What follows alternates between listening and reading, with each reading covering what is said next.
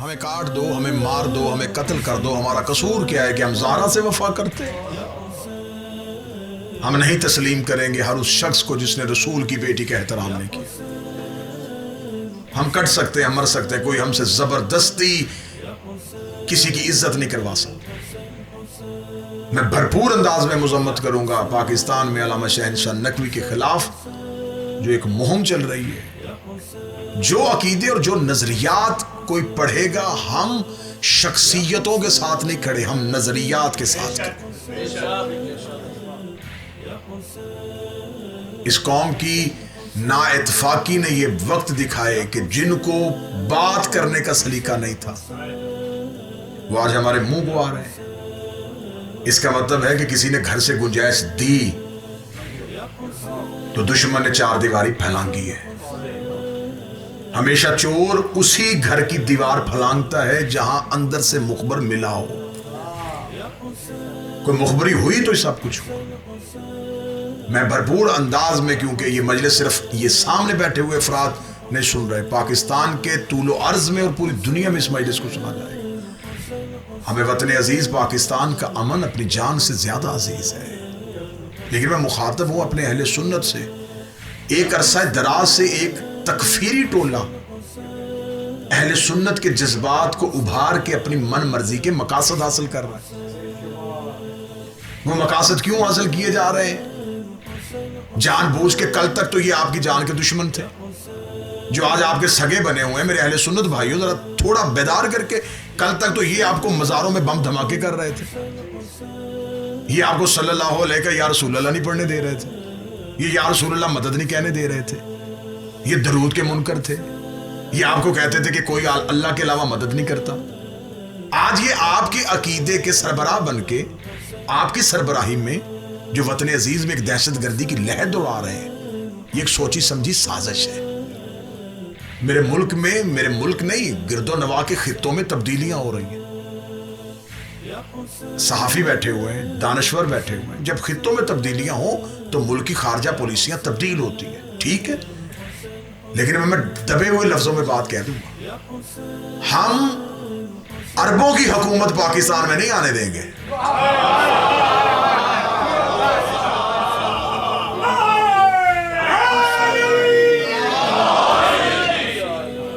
یہ سوچیں کہیں اور سے آئی ہیں، اور یہ سوچ صرف سوچ ہی نہیں آئی، یہ ریال سمیت آئی ہے۔ میں کہا صاحب ٹھیک کہہ رہا ہوں، یہ ریال سمیت سوچ آئی ہے۔ میرے ملک میں ایک نئی لہر کو ابھارا جا رہا ہے۔ بھئی اگر بہت زیادہ شوق ہے تو بیٹھو، بیٹھ کے ڈیبیٹ کرو۔ کس کی عزت کروانا چاہتے ہو؟ ہم سے نہیں ہوتی بنی امیہ کی عزت۔ اپنے بچوں کی آنکھوں میں دھول جھونک رہے ہو، تمہارے پرانے علماء کتابوں میں لکھ کے چلے گئے، جس کی نام پہ آج تم جلوس نکال رہے ہو وہ مولا علی کو ممبروں پہ گالیاں دیتا تھا۔ علی کی دفعہ تمہیں غیرت نہیں آئی، اب تمہیں غیرت کس بات کی آ رہی ہے؟ نہیں مانیں گے ہم اس بندے کو جو علی سے جنگ کرتا ہے۔ کتابوں کے چھت تک ڈھیر لگ جائیں گے۔ تمہاری کتابوں کی تو ابھی سیاہی خشک نہیں ہوئی جس میں لکھا ہوا ہے کہ یہ علی اور اولاد علی کے ساتھ کیا سلوک کرتا رہا ہے۔ آج تم آہستہ آہستہ ان کی عزت، اب بنی امیہ کی عزت ہم سے کرواؤ گے؟ ہم سے بنی امیہ کی عزت نہیں ہوگی۔ قانون پاس کروانا چاہتے ہو، کون سے قانون پاس کروانا چاہتے ہو؟ پہلے اپنی کتابیں تو پڑھو۔ صحابہ کو نام ماننے سے جی بندہ کافر ہوگا، اسے سزائے موت ہوگی۔ ان صحابہ کا کیا کرو گے جو آپس میں ایک دوسرے کو نہیں مانتے تھے؟ اگر وہ سارے مانتے تو جنگیں کیوں ہوئی؟ میں نے پورے محرم میں یہ مضمون پڑھا ہے، 80 ہزار بندہ ایک جنگ میں قتل ہوا ہے۔ اب انہیں کیا کہنا ہے؟ شہید کہنا ہے یا قتل کہنا ہے؟ ایک مدینے سے نکال رہا ہے، ایک مدینے سے نکل رہا ہے، جو نکل رہا ہے وہ بھی صحابی ہے، جو نکال رہا ہے وہ بھی صحابی۔ خالد بن ولید مالک بن نویرہ کو قتل کر رہا ہے، جو قتل ہو رہا ہے وہ بھی صحابی، جو قتل کر رہا ہے وہ بھی صحابی۔ بعد میں کہتے جی وہ ان لوگوں کی بات ہی، ہم کون ہوتے ہیں؟ آپ کوئی نہیں ہوتے، ہم ہوتے ہیں۔ آپ سے حق کوئی نہیں ہو سکتی، ہم ہوتے ہیں حضور، ہم کریں گے بات، جو حق پہ ہے ہم اس کا ساتھ دیں۔ اہل بیت حق پہ تھے، حق پہ ہیں، حق پہ رہیں گے۔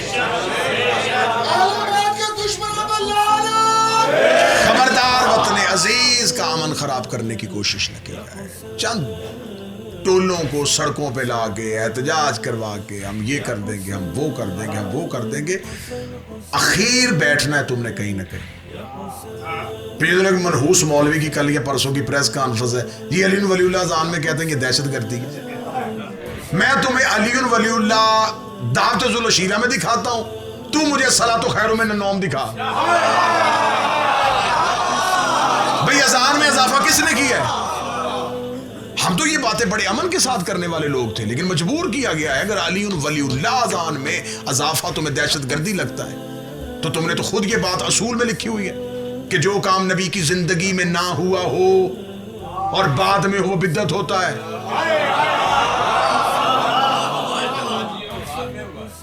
تو پھر ایک لمبی فہرست ہم نکالیں گے کون کون سا کام نبی کے بعد ہوا۔ علمی میدان میں آ کے گفتگو کر لو، بیٹھ کے گفتگو کر لو، کسی بھی عدالت میں چلے جاؤ۔ ابھی تو وہ عدالتوں کے جج زندہ ہیں جہاں سے مبلغ اعظم علی ولی اللہ منوا کے آیا تھا۔